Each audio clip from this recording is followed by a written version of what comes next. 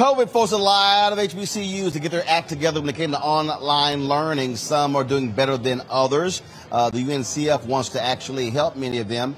So there's an initiative that they are launching next year called HBCUV. That's for virtual.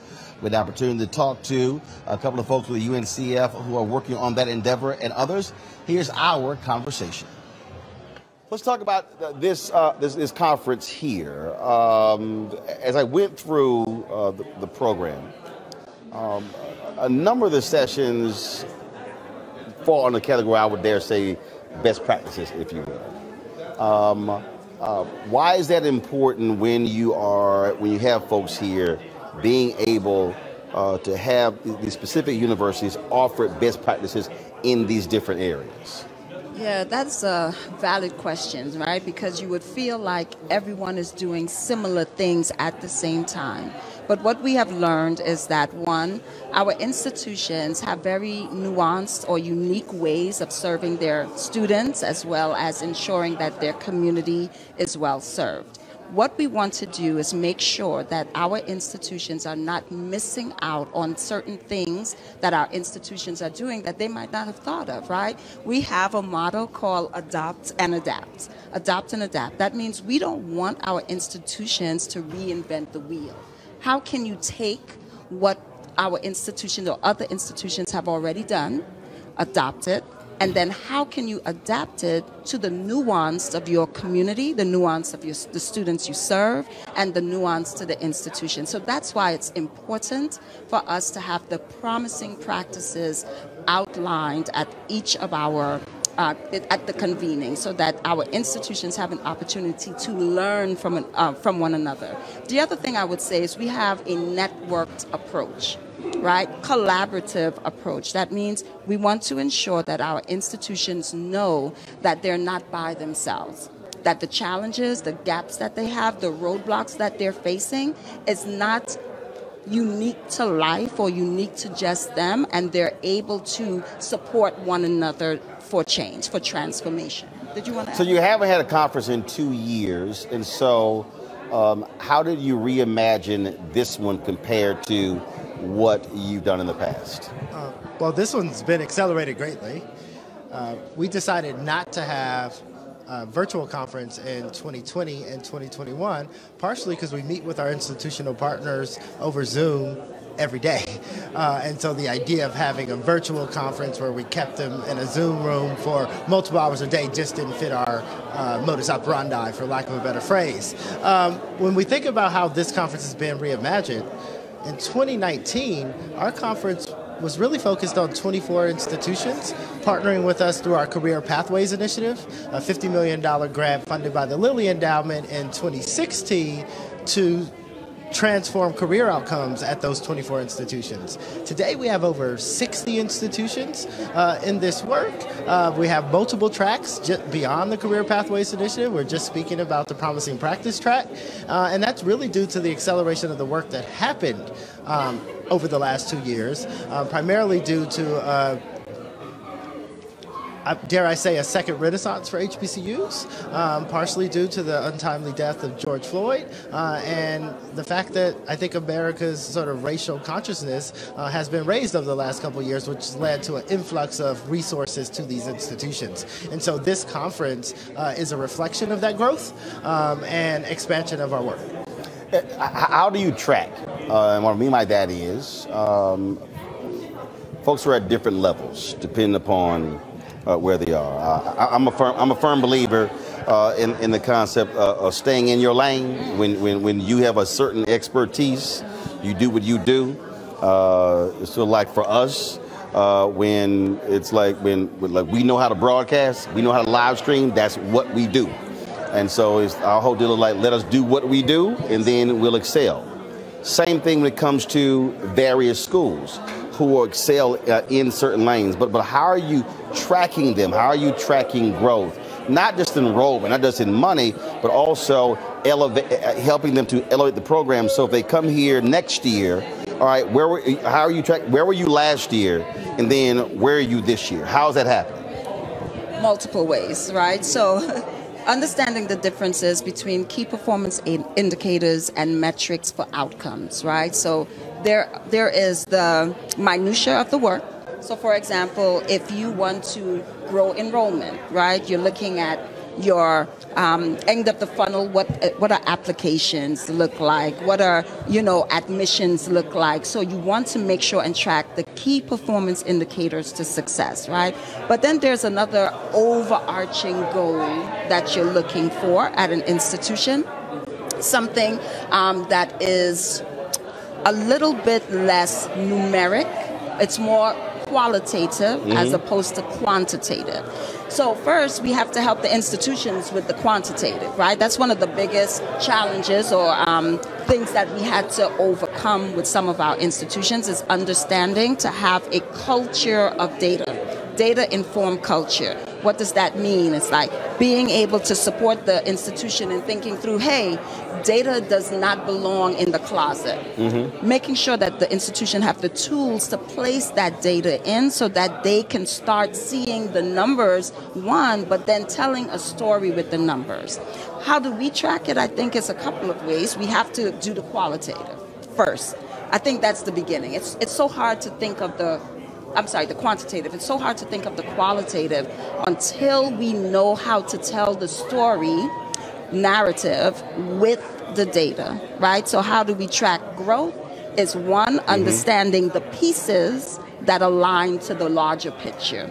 You can't have the larger picture without the pieces because you're not telling anyone facts. You're just saying stories. You're just saying, hey, I have one student who I helped through one thing, and it's not great. It's not a great story. It's a nice story. It's a heart-wrenching story, but it doesn't show the full picture of the greatest of our institutions. Yeah. I would say that there, as Roland said, many different ways. We have what we call an institutional health profile that has about 9 different categories of metrics that we look at an institution, ranging from student success metrics, which is like the most important ones that people care about from both the funder perspective, but also that narrative building perspective. What's your graduation rate? What's your retention rate? We look at those things. But we also look at things like the financial sustainability of the institution. We measure their audits. How is their return on investments looking? What is their cash flows looking like? We measure things by leadership. So we have an assessment that we partner with the Bill and Melinda Gates Foundation called the Institutional Transformation Assessment. That looks at things like leadership and service provisions, like what kind of actual activities are you doing? And so we have a wide range of metrics that we gather at the individual institution level, and we also look at it in the aggregate. So we try to align all of our institutions to those metrics to look at the community movement, because at the end of the day, one institution can move greatly in one way, and then the very next year, tank. And so we try to look at it over the long term, and we do that by setting intentional targets with the institutions that are 5 and 10 years out from the work that we do. So let's talk about, you're in the shorter course, HBCUV, and it's interesting. I was, a couple weeks ago, I was in Las Vegas for Anita Baker's concert. Tom Joyner was there, and it is still a very sore subject for Tom Joyner, talking about HBCU online, his effort several years ago to get HBCUs to embrace. Tom said he lost several $1 million with that. And so now, especially with COVID, HBCUs have had no choice. So here it was, several years ago, he just could not get HBCU leaders to see the future of digital. Looks like they have no choice now to see it. So explain what HBCUV is. Well, HBCUV is our attempt to capitalize on an opportunity where for the first time, potentially ever, nearly every person on our campuses had to sign into a learning management system. Those were teachers, faculty, those were administrators, and students. They all signed in, and they all realized that there's power in online. It increases flexibility. It allows students to meet students where they are in a most meaningful way. And UNCF at the time already had a plan. In late 2019, we got approached by a third-party organization, online service provider, and they said, hey, we want to help an HBCU go online. And we spent all day with them talking about their bells and whistles and all the nice things they had to offer. And they said, well, what do you guys think about that? We said, well, give us some time. We're going to reflect. We came back as a team and we said, why one HBCU when we can do many HBCUs? Because what technology provides is greater access, greater flexibility, and a structure that allows many more institutions to participate in the work. And so we came back and we wrote on the board as a group, HBCUV. From that, we produced a 25-page proposal that's set on the shelf in January of 2020, as the company we shared it with argued with us over intellectual property rights. And we said, well, we want an asset for HBCUs by HBCUs, so that means we don't want to engage in this conversation because we haven't even built the thing. We haven't even shared the thing with our institutions. And so our two CEOs, their CEO and our CEO, said, well, we need to meet to discuss. That meeting was scheduled for the 3rd week of March. Well, in the 2nd week of March, the world shut down. And that company called us and they said, hey, what are you guys going to do with that? We said, we are going to go at this full on aggressively. And that's because of the support from Patty Quilling and Reed Hastings, the Bill and Melinda Gates Foundation, Bank of America Foundation, Citi Foundation. When we shared that proposal with them, they said, well, let's do it. And so what is it? HBCUV is UNCF's attempt, partnering with 9 HBCUs to create what we call a learning ecosystem. Why a learning ecosystem? Because we're attempting to use technology to reimagine what a black college would be like in a virtual world. So with this here, would it be where those 9 schools are offering degree plans through HBCUV as opposed to their own individual system?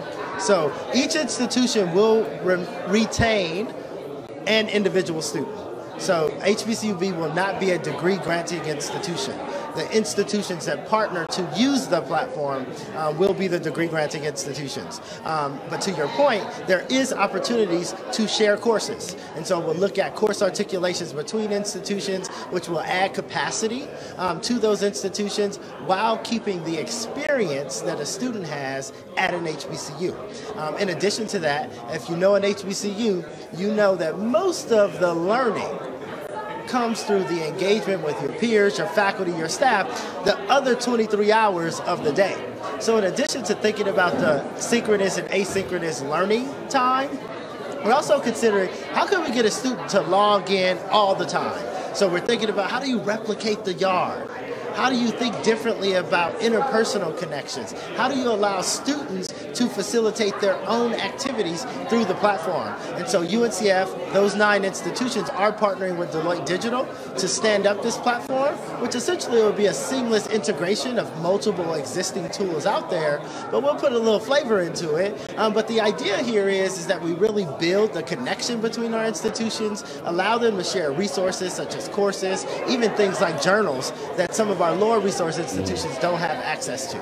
So how are you going to integrate alumni? I guess August, September, maybe it was July, I can't remember. That's right. I spoke to South Carolina State alumni, and I talked about, there were several people that were in the chat room, they were talking, it was a virtual speak, and they were talking about brick and mortar, getting people back on campus, doing buildings. I was like, what are y'all talking about? I was like, everybody else is trying to get away from new buildings.